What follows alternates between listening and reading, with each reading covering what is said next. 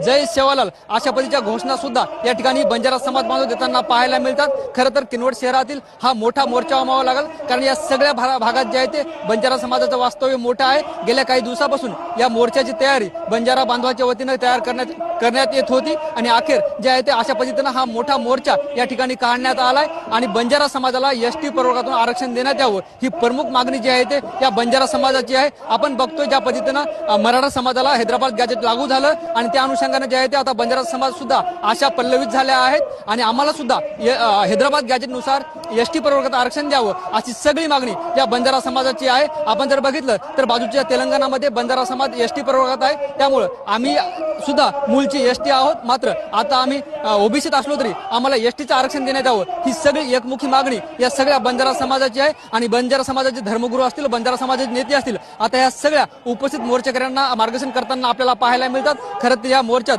अनेक महिला पुरुष एकत्र आलेलं चित्र आपल्याला पाहायला मिळतं आणि जोरदार घोषणाबाजी सगळी आक्रमकता या मोर्चाच्या माध्यमातून आपल्याला पाहायला मिळते। निखिला, नक्कीच धनेश्वर, एकूणच माहितीबद्दल।